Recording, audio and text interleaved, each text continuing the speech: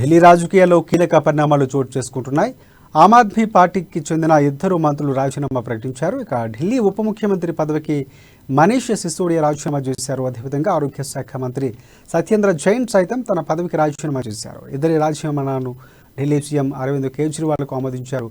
కాగా మద్యం కుంభకోణం కేసులో మనీష్ సిసోడియాకు సిబిఐ అరెస్టు చేయగా మనీ లాండరింగ్ కేసులో సత్యేంద్ర జైన్ కొన్ని నెలలుగా జైల్లోనే ఉన్నారు. కేజ్రీవాల్ క్యాబినెట్లో నెంబర్ 1, నెంబర్ 2గా ఉన్న ఇద్దరు మంత్రులు మనీష్ సిసోడియా, సత్యేంద్ర జైన్ రాజీనామాలతో ఆప్ సర్కార్కు భారీ షాకు తగిలినట్లయింది. 10 నెలలుగా సత్యేంద్ర జైన్ జైల్లో ఉండటంతో ఆయన నిర్వహించిన ఆరోగ్య శాఖతో సహా మొత్తంగా 18 మంత్రిత్వ శాఖలకు మనీష్ సిసోడియానే ఇన్ఛార్జిగా ఉన్నారు.